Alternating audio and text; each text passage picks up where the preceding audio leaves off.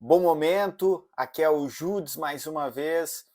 Sou professor de filosofia, pesquisa extrema-direita e hoje eu estou aqui para falar de duas estratégias conectadas discursivamente na extrema-direita global. E para isso eu vou usar como exemplo a entrevista que o presidente Jair Bolsonaro deu no dia 22 de agosto, última segunda-feira, no Jornal Nacional da Globo para o William Bonner e para a Renata Vasconcelos.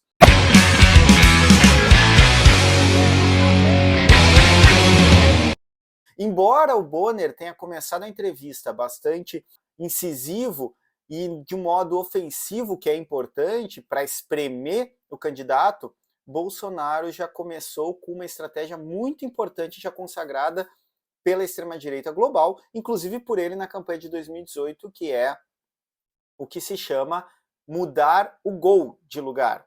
Ou seja, quando perguntam para o indivíduo que está comprometido e não tem como defender aquele ponto, ele move o discurso, ele move o tema para o ponto B, mesmo que de modo absurdo e mesmo que usando mentiras. Esse é outro fator importante para a gente entender o debate político contemporâneo e a extrema-direita global. Nós pressupomos, ainda bem, por nossas formações democráticas, intelectuais e filosóficas, de que um debate visa a verdade.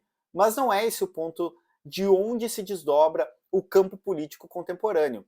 Em verdade, onde está o ponto é passar certeza, convicção e muito mais do que isso, passar uma ideia de que o que se defende é a verdade, mesmo que ela seja evidentemente mentirosa.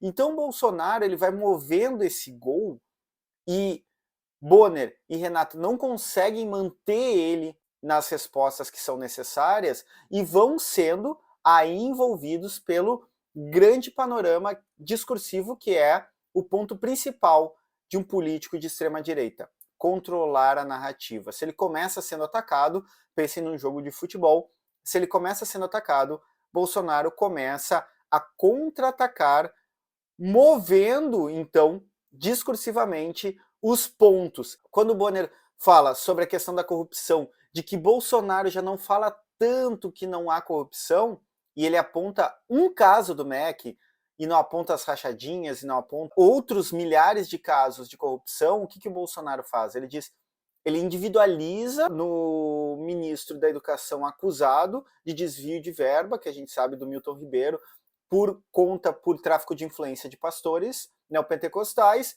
ele individualiza e diz, eu não sabia que ele era assim. O que ele está fazendo? Ele está movendo do tema maior, que é a corrupção no governo dele, que há vários casos, é um governo extremamente corrupto, para a individualização de um caso. E qual que é a reação do Bonner ali? É reforçar que houve tráfico de influência. Ou seja, ele reforça que esse ministro do governo do Bolsonaro cometeu um ato de corrupção, sem se dar conta que ele não está mais incidido sobre a corrupção do governo Bolsonaro, mas de alguma medida ele está controlado na narrativa pelo próprio Bolsonaro, que já individualizou na fala anterior, no Milton Ribeiro, o caso de corrupção.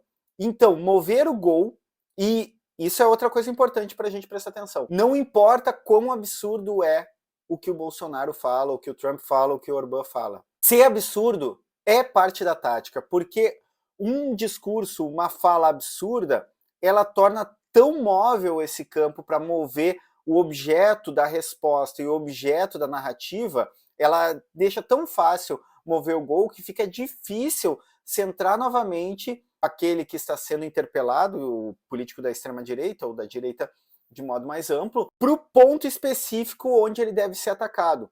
Então, quando uma fala ela é feita absurda, e aqui é importante também a gente lembrar que não há uma conjunção de seres iluminados que estão lá ensinando os políticos da extrema-direita. Eles sabem porque funciona, mesmo que irrefletidamente. Isso funciona.